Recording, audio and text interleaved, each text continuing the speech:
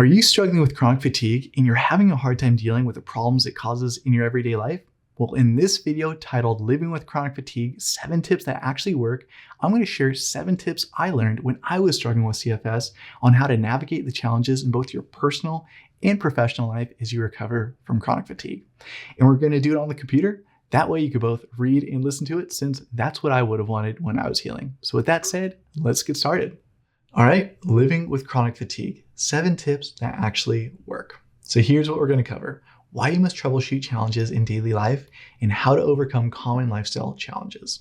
So first, here's why you must troubleshoot challenges in daily life. Recovering from chronic fatigue isn't just about getting better, it's about staying better while reintegrating into daily life. High achievers like you are used to pushing through challenges, but with CFS or chronic fatigue, you must be strategic. So here's why adapting and troubleshooting is crucial. First, your energy is limited. Unlike before, you can't afford to waste energy on things that don't serve your recovery. Second, ignoring warning signs leads to setbacks.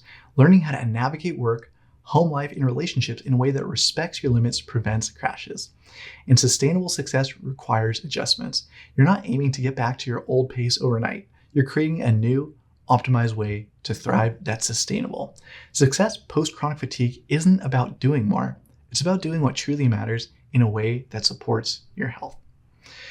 So let's now look at how to overcome common lifestyle challenges. Here are the 7 most common challenges high performers like you face and how to troubleshoot them.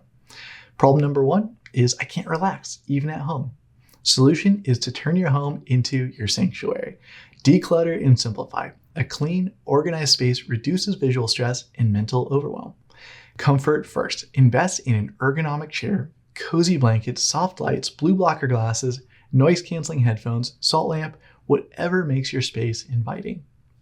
Last, calming elements. Plants, soothing colors, and quiet areas help promote relaxation and focus. Problem number 2 is I feel constantly overstimulated. I hear you, that was me. Solution is to remove common stressors. Noise sensitivity. So if loud environments drain you, use noise-canceling headphones or create quiet zones in your home. Digital overload. Limit unnecessary notifications and screen time. Consider do not disturb mode to protect your energy.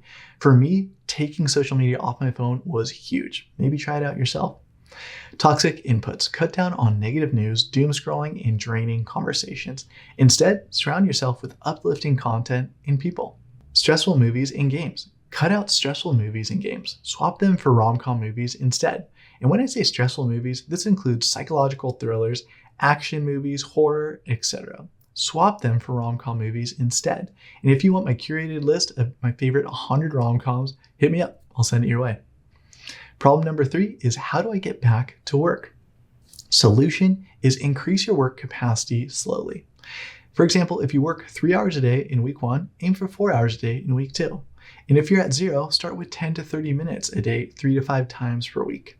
Start small and build up gradually. Begin with time blocks of 10 to 60 minutes and increase over time as you regain your energy. Say no strategically. Delegate, automate, and eliminate. And listen to your body. If you feel tension or fatigue, take a 15-minute break or end the block early. I love to listen to an NSDR or do some brain training rounds to clear the cortisol and relieve fatigue when I feel that tension building up. Prioritize consistency over intensity. Problem number 4 is social events drain me. I hear you, that was me too. Solution is to adapt how you socialize. Begin with low energy interactions like phone calls, short visits, or casual meetups, and limit the duration. So for example, start with 15 to 60 minutes at first. And choose energy-friendly settings like quiet cafes over loud restaurants, short meetups over long nights out. And try at-home social events first. So for example, a dinner with a close friend or a date night in. And pre-plan your exit strategies. For example, say, I'll come for an hour and then I gotta head home. Just set those expectations from the get-go. Problem number 5 is how to explain health issues to others. This was a biggie for me. Solution is to acknowledge your past struggles, because you don't want to just be inauthentic. You want to let people know what you're going through, but then quickly shift to a positive future. Here's what this means, or here's how to do this. Acknowledge your past struggles briefly. So for example, you could say, yeah, it was tough. I had CFS, and at my worst, I was bedridden for months. And then shift to something positive and say something like this.